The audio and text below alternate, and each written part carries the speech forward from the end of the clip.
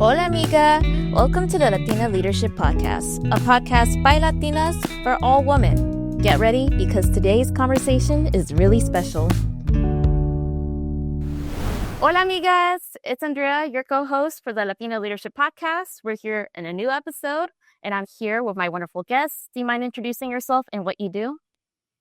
Hi, I'm so happy to be here. Thank you so much for having me, Andrea. My name is Toni Chapman, and I am a chef. I'm a creator and an entrepreneur, and so excited to chat today. Yeah, I'm excited to talk about this too. So I know a lot of your life has involved cooking. So what first sparked your love for cooking? Well, I grew up in a family that loved to cook, and we would just grow up, inviting all of our, relatives over. We would be eating during holidays, and I was like always excited about the food that we were making and that we were eating. And so much of those things are things that I decided to highlight in my new cookbook. So I was raised by a single dad, and my dad absolutely loved to host. He would always have these little parties at our house, and my grandmother would be there. And it was just such a beautiful, like colorful upbringing. And so I kind of like drew all of my inspiration from that and started cooking when I was younger.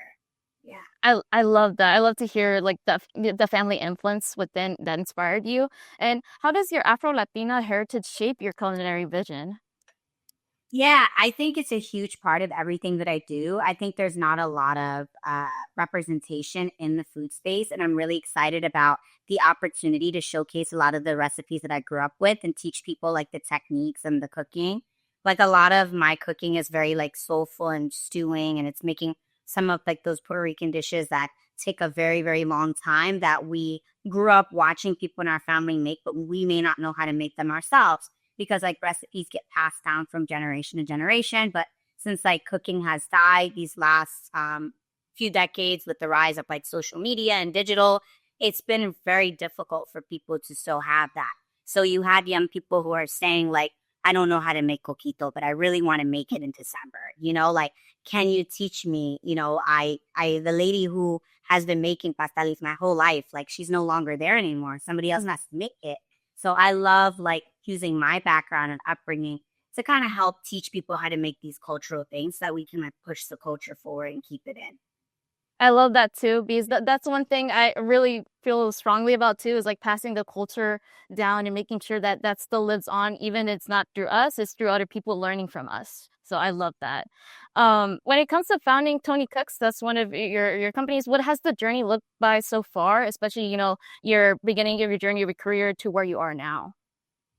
Yeah, I had started Toni Cooks when I was 19. So we are a meal delivery service that services all of New York City and New Jersey, and so like the broader greater tri-state area. And I started off by I had a boyfriend at the time, and I liked to make like these little cozy lunches for him whenever he went to work. And then they were so delicious that all his coworkers started asking if I could make them too. And at the time, that was the beginning of like my recipe developing and like recipe testing stage. So I was experimenting with different flavors and all of the things. And then I decided to just make it a business. I got an opportunity that was really cool. I got a chance to, literally feed people on set of a movie. It came out of nowhere after I was speaking about my business. And this is back when like you went viral 10 years ago. It was really impactful. Yeah. And going viral 10 years ago meant like you could literally start a business and that business have customers for an entire year. And that's exactly what happened to me. And so I started, servicing retail customers. So people would order online these little cozy lunches or dinners. And it was meal prep, but it was flavorful. It was exciting. It had like a Latin and a Caribbean edge. So we had things like pollo guisado on the menu. Like, where can you get that in meal prep? And it just like really took off. People were really excited about it. So I am like always like super passionate about the beginning of my career because I feel like it set the stage for the who I am now. I got to see what consumers really like, what they were ordering. We had over 100 things on our menu. So I really got to like have a like access to what people really wanted to eat. Yeah, I love that. And the fact that you started that at 19 is amazing. So congratulations to you, because that's impeccable. Like, wow. And also I noticed, like I scanned your social media, I noticed that you travel to various countries around the world. So how has those travels, inspired new dishes and content for you? Yes, I do. I actually, when I was also 19, 19 was a very fundamental age. So if anyone who's watching this was 19, like, I feel like it's just such an exciting age. I was actually in Colombia. I was there traveling with a cousin, and we were just out and about, and there was like a large group of people there, and they were like really nice with us. We were just socializing and networking, and I found out that they were traveling in a group. It was about 30 people, and they were traveling the Caribbean, Hispanic, and African diaspora together throughout the year. And I loved hanging out with them, but I decided to travel those regions with them. So for 3 to 4 years, whenever I had free time and I wasn't running my companies, I would go to Africa, I would go to Latin America, I would go to the Caribbean. And I saw so much intersectionality between all of the cuisines. I saw that, the Hispanic food and the African food and the Latin food, like we were basically making all the same things, but we were just calling it different things.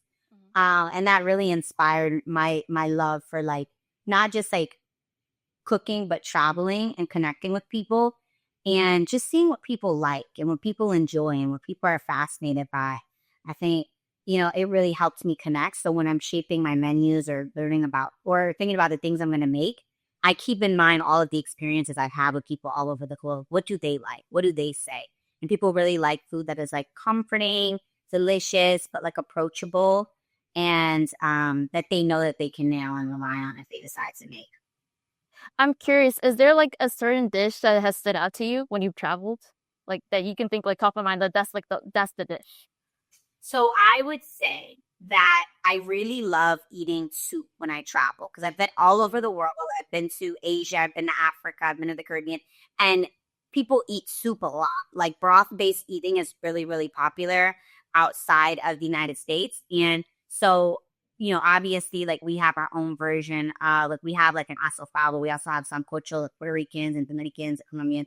But like there's versions of that in the Caribbean. Like when I would go to like Jamaica or to other islands, they have like a dumpling soup that I never had anything like that before. And then there's also a dish in the South, the American South, all chicken and dumplings. So I'm like, interesting. Like, how did this happen? Like, but they all have like this delicious, like kind of like soulful Caribbean, like Latin broth. So I really like to eat soups because I feel like it's the one dish that truly connects us. And there's like a whole soup chapter in my cookbook because I love soup so much. I cook them and eat them all year round. I love that. Like I might try to do that too. Like when I travel, like eat soups. Like usually I tend to eat like more meat, so like I'm actually gonna try doing that because it seems like that might be the the one to click with. So also I saw you release your first cookbook made with love. So congratulations on that. And do Thank you mind you. talking? Yeah, do you mind talking about I'm curious, like the behind the scenes creation for like example, like from concept to like the publication of it. Yeah, so it was a self-published cookbook, which is, I did that about 4 or 5 years ago.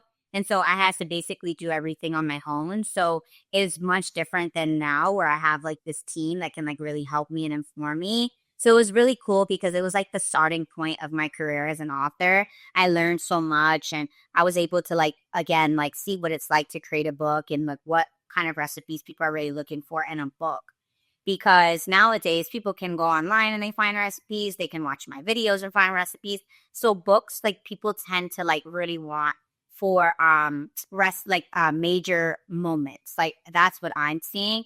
So like if you're going to cook for a holiday or you're going to make something really special or you have to make something because you're going over to your family's house, you know, the book that I created, Everything's Good, really is going to help you with that. And my first self-published book, Made with Love, like helped me kind of like understand again what people want. Like I keep saying that, but like I'm really passionate about like figuring out what the audience wants and what they're looking for and what they need. And I loved that project. It was amazing. I worked with, some incredible small businesses. I'm really passionate about that. And it was just a beautiful project. It was like in the wake of a heartbreak and I like channeled all of that like frustration and anger and sadness into cooking. And now like I don't even remember the guy. Like the other day, me and my sister was like, "What's his name? What's his name?" And we didn't even remember. Like we couldn't remember his name. Well, at the time, it felt gut wrenching, but we were able to make a book out of it. I was like deeply in love with cooking. And I was like, I'm going to take this energy and channel it there. So amazing project and really kind of helps set the foundation for what I'm doing now. I love that. Is there any advice you would give some for somebody who's planning on like, or wanting to release their first cookbook? Yeah, I would say to really think about what style of cooking that you like the most and like really like double down on actually focusing on the recipes themselves.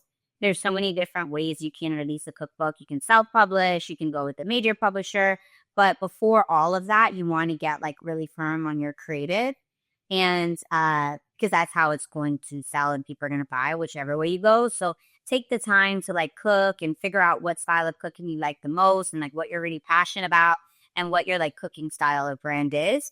And then I feel like the rest kind of just works itself out. Truly. I love that. And as you've mentioned before, your upcoming release, Everything's Good. Do you mind talking about, now it's in pre-order and releasing later this year. So do you mind giving our viewers a teaser of what to expect with this book? Yeah, absolutely. Like I think everything's good is like I really went with the name because it's an expression. And whenever I would like go out and I'm thinking about titles, this was at the top of my mind. I didn't know if I wanted to commit to it. So I would sit down and I would, let's say I was at a sushi restaurant and I would ask them, how are you? How's everything? And they say, everything's good. And I just kept hearing that. And so I knew I wanted it to be a title because it's not just like a metaphor for life, but it's just how I feel about all of the recipes and the attitude in the kitchen. And so all of the recipes are just good. They're more than good. They're great. They're incredible. But what unifies them is like you can count on them, you can rely on them. And the subtitle is Cozy Classics You'll Cook Always and Forever. So these are dishes that I feel like you'll keep coming back to. They're dishes that you make in heartbreak and celebration, during birthdays, holidays, and everything in between. They're popular food favorites. And so they're things that everyone knows and like recognizes and could make for any moment, no matter how big and how small. So I have like this Latin Caribbean like edge, but I still identify as an American and I'm really inspired by American cuisine and cooking. So there's a lot of like American cozy classics. Like even on the cover of the book, we see I love pasta because wherever I traveled in the world, I felt people really loved pasta. Whenever I was in Latin America, I was in Africa, no matter what, pasta exists at all corner of the world. Yeah. And I went with shells, but I did like my own little unique sauce that has like Latin flavor in there. It has like, garlic and sofrito and lime. And so it's like my own like sauce, but it's a pasta. And I feel like you can expect a lot of like fusion between like American, Caribbean, Latin, but like it's still approachable, easy, exciting, and super colorful. I love that you're fusing also like your own experiences and your culture as well within the recipes, especially, identify as American. We're like a really diverse, like, pot of different, ethnicities and different experiences. So I'm glad that you're also infusing that into your cookbook. Um, You. and you've expressed that, your family plays a big role in your work. So how has that shaped, your businesses, you as a creator, and your broader mission? Yeah, I think one of the things that I'm really passionate about, and I think like my differentiating factor is that, I come from a family that, we've all had to work really, really hard. My grandmother, she came from Puerto Rico when she was 13. She had 17 brothers and sisters. She was the second oldest, and she was the provider. She had to drop out of the eighth grade to provide for everyone. So she actually didn't fully know how to read or write. She struggled with the language, but ultimately learned enough English to become a homemaker. And about 2 years before she passed away, she got her GED. And she was so proud of that. Like our whole family came together. It was such a beautiful celebration. And her whole life was met homemaking, not just for others, but for her brothers and sisters and providing. And so she never got the opportunity or the chance to like live out her own passions and interests and desires. And I don't even know if she knew what those were because her entire life was meant to work and it was meant to uplift the next generation. And for so many of us Latinos, like that's our story and that's like what we come from. And I take so much honor in having this platform and this opportunity to not just do something I love, but to be able to succeed in a way that hopefully inspires others to do the same. And so my family means everything. My dad was a single dad. He was 19, again, 19 when I was born. And, he worked a whole bunch of odd jobs and worked overnight just to provide for me and my grandmother. And so I've been the first generation like business owner and person that's been successful and that has resources. And it feels like a lot of responsibility. So it's really important to me that when I am creating and, shaping my vision, that I do so with my culture and my community in mind, because I want the people that look like me and I have the same stories and circumstances to be able to get the experience of going and purchasing a cookbook that they can learn from. There's not a lot of books like this on the market. Or get to go to a book tour event. Like, we don't get those. I've never been to a book tour event because I've never truly been excited about a cookbook enough to go and buy a ticket and line up. And a lot of the authors that I am inspired by, they never get this. They never get the chance to do this. And so it feels like such a big responsibility and privilege to be able to represent my culture at such a high level. And I know my family's like so proud. They're like rooting for me. And it's just, it's amazing to see like how all the Latinos are like showing up for me, the markets that we're in. So I just want to give back to my community as much as I can.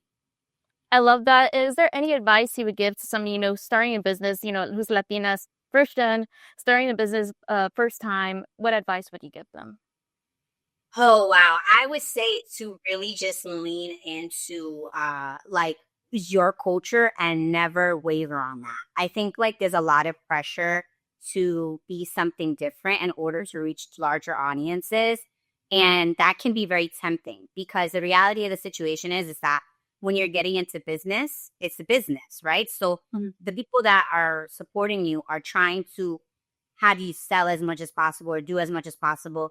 And the sad reality is that oftentimes people of color, we just have less disposable income for material possessions. So that doesn't mean that my people won't buy my book. It's just, it just looks different. Like it's hard here. It's a recession here. So people may try to push you to be more marketable to other and larger audiences, which I think is always great to try to expand as much as you can. But I think it's very, very, very important to remain true to yourself, to remain true to your culture and your community, to uplift and uproot your community. Like I made sure to try to work with as many people of color as possible.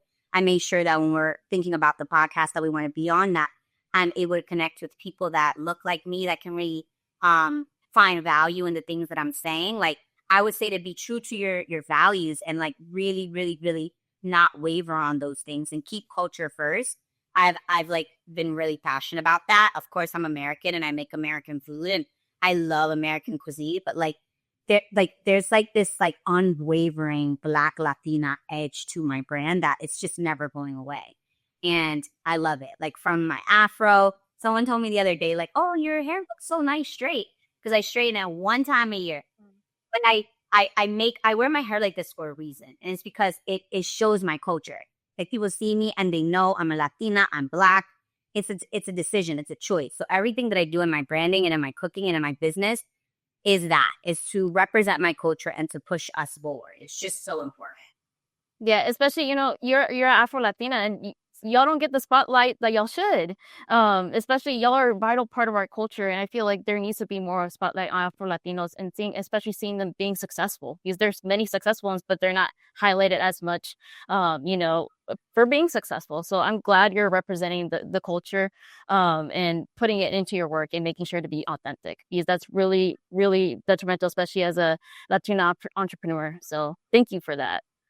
Oh, thank you for saying that. I couldn't agree more. I think there's so many, Black Latinas, and we don't. It's there's a lot of incredible being a Latina is like it's a I would say it's like one of my highest honors. Like as a people, I would say that we are incredibly hardworking. We're incredibly resilient. I love our culture. I love our passion for our culture. Like that's one thing I'll say. I travel everywhere. We love ourselves. Like Puerto Ricans, like Dominicans, Peruvians, like we have a strong sense of pride. And that's something that I love. And we really try desperately to keep pushing that forward. But you're right. Like as an Afro-Latina, I think there is less representation. And I feel like a lot of people don't always understand what that means. And, I try to use my platform to explain to people, what being an Afro Latina is and, just try to, have people just understand. But it's honestly a privilege. And I feel like we've come so far as a community. And I am seeing, more opportunities for us in the space. I'm so honored. Like I got a 10 city book tour. Like it's unheard of and it's amazing. So there are a lot of Afro Latinas doing amazing things and Latinas at large. So I'm just so happy to be a part of this culture, and I'm excited to see what's next for us as a community. Congratulations on the book tour. That's amazing. Like, especially you mentioned like not many people that you were inspired from like weren't able to do that, and the fact that you're able to do that is just amazing. So I'm really happy for you because like, man, we need the representation. So, yeah, I'm really happy. That means a lot to me, and I would love for you to be a special guest of mine in Houston. So I will definitely pass that information along. You're absolutely right. We do any way that I can, support or uplift you. I would love to do that. We need to stick together. We need to support each other. I feel like oftentimes we just don't, it's access and opportunities, and we kind of get overlooked. It's an audience that's so valuable because we spend so much, and there's so many of us.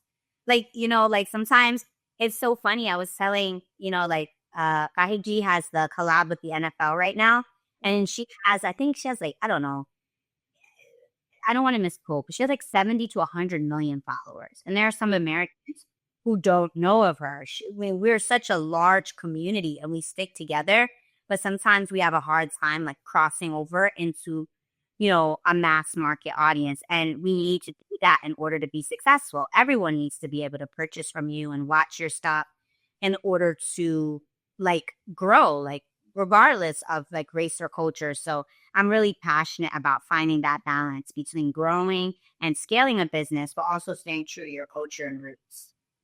What advice would you give for any Afro-Latina viewers, looking to continue the career and trying to find that motivation? What advice you'd give them? Because I know the Afro-Latina experience is completely different from the Latin experience as well. Yeah, I would say, to be honest, I'm still finding my footing. I feel like it's hard because, and I was actually someone asked me this the other day. They said, "How do you from an identity standpoint, how do you, you're black, you're Latina, you're American, you're a woman, you know, you're first gen, like how do you like transcend all of that into one thing?" And I was like, it's very difficult. It's really challenging because also most Afro Latinas are also American too. So Yeah. I'm still American as well. I think what I would say is just to be proud of who you are. I think, and no matter what happens, like again, I really try to represent my culture at the highest level, from like my visual identity to the things that I cook to how I present myself to always making sure that I'm telling people I'm Afro Latina or like embracing the culture, but to try not to be discouraged by the lack of opportunities, because I will say that things are changing and people are getting excited about the conversation and understanding. And I know because I've been educating on this for almost 10 years, and I'm seeing a shift. There is a shift. People are, we're getting more exposure. There are parts of the world, like go to a place like Colombia, there's a small place called Palenque, and they have the highest amount of Africans outside of Africa there. All these people are Afro Latina, and it's like thousands and thousands of people in this one like village, and they've been there thousands of years, and it's so amazing, right? And they've created a lot of the culture and the customs and the traditions that exist in the country today. Sancocho, for example, like that's something that they created as a community. So I think people are slowly starting to understand, like, and bring it all together. But you know, it's hard. I would say to keep going, represent your culture, don't get discouraged. Opportunities are opening up for us, and just try to stick together as much as we can. I love that. I know our viewers are going to love that message as well.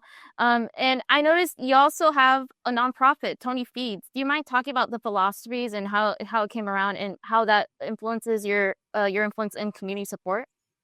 Yeah, absolutely. So Tony Fees is an initiative through my business, Tony Cooks. So all food businesses, unfortunately, do have food waste. And so, we would be cooking and cooking and cooking it. And I was just like, I just can't accept this. Like, so many people are hungry. What can we do? Like, how can we make sure that people are getting this? So we would identify people that needed the meals, and whether it be teachers, whether it be college students, whether it be people that were living in shelters, and then we would give them the leftover meals that we had for the week. And sometimes we would just make more, just so that we could support the initiative. So I'm really, really, really passionate about social impact and addressing like hunger, food scarcity, in Hispanic and in Black communities. There's just a lot of food insecurity. We don't have access to fresh food. And if we do, it's very expensive. Like it's just at a premium, even at like the food bazaars, the local markets here in America. That's not the case in the Caribbean or in Latin America, but here in America, unfortunately, there's just lots of studies to prove that. So I'm really passionate about finding a way to address that so we can have all of those vibrant, delicious foods that we have. We need those incredible ingredients, and they shouldn't be at a premium. We shouldn't have to walk 10 blocks to get them. In a place like the Bronx or in Grand Concourse, you have a 90-year-old woman who has to bend over backwards to get access to cilantro. It shouldn't be the case. She should be able to walk one block. She should be able to, it should be affordable for her. And so, beyond Toni Feeds, one of my next initiatives is finding a way to like address that a little bit more intentionally and to reach as many people as possible. So philanthropy is like a really big passion of mine. I'm really excited about what's next within that world. Yeah, I'm excited to hear also what's next. Yeah, it's like our people, yeah, it's like it's such a big issue like not being able to like find that fresh food, especially now with the economy how it is right now. There's been the fluctuation of prices, even like avocados and limes are so impactful on our food that it's made it difficult for people to continue making those home recipes. So I'm glad you brought that up. Yeah. And thanks for acknowledging that. Absolutely. Like limes, even here in Miami, I love living here. I was drawing here because Miami has more access to fresh fruits and vegetables because we're so close to the Caribbean and Latin America. But over the last year, yeah, like one lime is 45 cents or 65 cents. And if you think about like I make, one of my favorite dishes in my cookbook is my mango ceviche. And you need 14 limes. So for somebody that's just trying to get by, I think about these things. And I'm really passionate about addressing this beyond. And so one of the cool things about my recipes too is that there's a lot of like opportunity to like mix and match and switch. So I say, if you can't buy this or you don't have access to this, buy the best that you can afford. And then I give examples on what to do and how to do that because I'm really mindful that as a community, we have less disposable income. And like, it's just something that's really important to me when I'm thinking about what recipes I'm going to show. I love that actually because like not many cookbooks will give you that option. Like they're like, no, you have to have this. So I'm glad you're giving that, especially taking in mind like the current situation right now. Look, for me, I'm in Texas, so imagine like I can only imagine the people farther away from Texas because we're right by the border, so we're affected by prices, but not as drastically as other places. So I can only imagine. So I'm so glad that your cookbook is also taking that into consideration. I hope people will purchase it because like this is great. Like especially if you want to be more connected to the culture, see new recipes, see how it can be integrated in American food, and also have those options in case you don't have access to that as well. So I'm glad you put it and thought about it and put it in the book. So yeah, it's so important. It's everything. And like you said, like it is a tough time right now, and that's something I'm just so mindful of. So anyone that can't purchase and that does purchase, I'm just so grateful. I do also just have a free resource for recipes. Tony'sRecipes.com is a Rolodex of recipes of mine where people can go and they can get access to incredible recipes as well. I have always, had this mission, like I really wanted to provide as much to my audience as possible.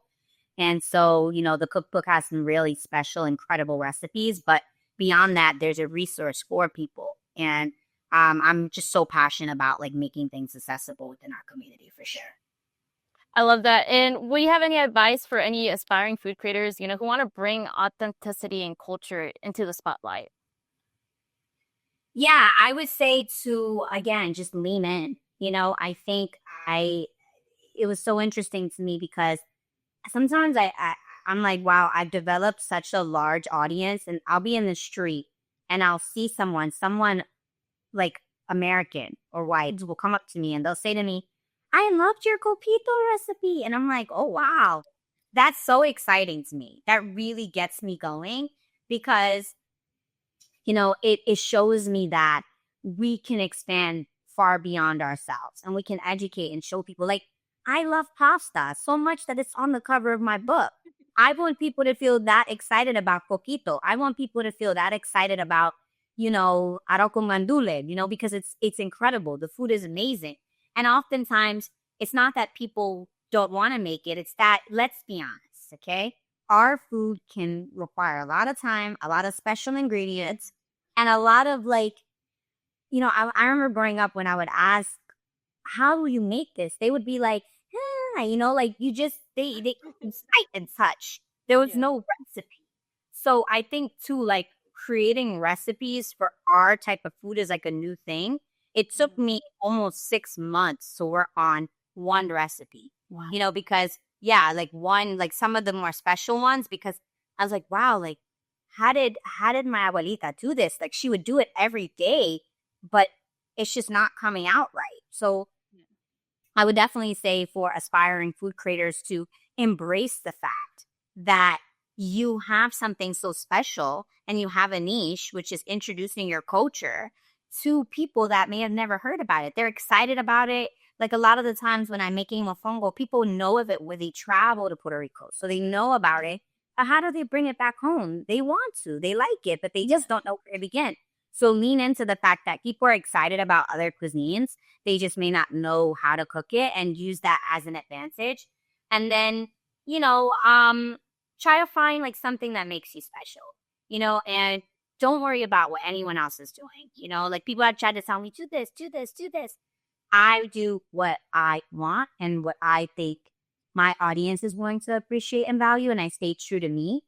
And I think when I first started introducing philanthropy into my cooking, because it was always like a life like passion of mine, but I had never introduced it. I Mhm. think we're like, oh, is that going to convert? And it's my highest performing content ever because it's true to me. It's something that's a passion of mine, and people can feel that and see that it's genuine. So I would say to just lean into what you love. Don't be afraid to like lean into your culture. That's like what makes you special, and have fun with it too. Like I really love what I do. It's amazing. It's fun. This is all like really exciting stuff. Like we get to make brookies. I made brookies, a brownie cookie concoction. We get to do that for a living. That's what I'm working on. So it's really exciting. I love that, and that's excellent advice too. And I feel like sometimes we want to conform and we want to like, oh, we want to listen to other people, but sometimes we have to go with our gut feeling and what we're doing and trusting that what we do is correct. And it sometimes gives us the best content, and people will see that in the content too. So I'm glad you brought that up. Um, Do and you one of you experience that too? Do you ever experience like people wanting you to conform? Yes, especially like back in like college and like even like I know especially as Latinos sometimes we feel the need to conform to fit in, and sometimes we need to just embrace our special quirks, and I feel like people can see when we're being authentic, and like even authenticity within our Latino leadership podcast has been really important for us because we're just like, no, we need to be as authentic as possible, and so people are able to see that and continue doing that, being authentic to themselves. But yeah, it's like authenticity for us is like super big. So I'm glad you're also bringing that in like with your content as well, being authentic and being true to yourself. Because sometimes it is hard to be true to yourself because you're like, what is everybody else gonna say? But I feel like that's what makes us special. We're all unique. If we're authentic to ourselves, like people will see that. So, but yeah. Edge. It's like I write about this in my book. Like it's something that you can't quite pinpoint. Like I remember they were asking me, what does sazon mean? They were asking me to explain it to them when I was writing it as a word and not as an ingredient. And I was like, it's that little something. That little, it's like in French, je ne sais quoi. Like we have, and I think it's so, like you said, the quirks. It's so important that we don't try to like bury it to fit in, but embrace it to stand out. Yeah, for sure. And this is one of Angelica's favorite questions to ask for our final question is, do you consider yourself a leader? Why or why not? Yes, absolutely. That's such a wonderful question. I do consider myself a leader. Like I said, it's a privilege to be able to represent my culture at a high level. I feel, and it's an honor, and I feel a sense of responsibility. And that's what it means to be a leader, to be responsible, to make decisions that are going to impact not just you, but others. That is what a leader does. And so I definitely do. And it's just been really exciting. I love to do it in this space like food because it connects everyone. And yeah, I'm so happy to be on this leadership podcast. I love what you guys are doing. It's really amazing work. The questions that you're asking are so, so, so, so important. The business side of things, is so important and it's everything. So it's just been such an amazing time chatting with you today. Really, truly. Is there any place our viewers can find you, either on socials, your website, pre-order the book? Yeah, I have the Moody Foodie on all channels, everything that you can think of, Instagram, Meta, TikTok, Facebook, everything, Pinterest. And then Tony'sRecipes.com is my free resource. Absolutely. My debut cookbook, Everything's Good, is out October 28th. So we definitely want to pre-order that. Pre-orders helps us get into stores. They help people see that there's a demand for this book. But beyond that, we're going on book tour. So if people follow me and they want to come see me, we'll be in 10 cities and some places that are amazing. We're actually, our pre-order partners, an Afro-Latina owned bookstore. I want to make sure that I point that out. And I think that that's really, Casa con Libros in Brooklyn is one of the only Afro-Latina owned bookstores in the entire United States. And I chose this bookstore to partner with for my signed copies. So if you order, I would really, really recommend you order from them. It comes with a signed copy. You're supporting another Afro-Latina, and we'll be working with them for our New York City, Brooklyn event. So you guys come out, we'll have prizes, we'll have all these special things, and I'm just so excited to mingle and meet everyone and for everyone to cook their way through my delicious recipes this fall. I love that. I'm so excited for you. And thank you so much for having this conversation with me. I know our viewers will enjoy it. So thank you so much. And bye, amigas. Thank you. Bye. Thank you for joining us in this amazing conversation today. If you need more information or resources, as always, they'll be in the description below. Please don't forget to follow us everywhere at Latina Leadership Podcast to stay updated with our latest releases, events, and more. We'll see you next time.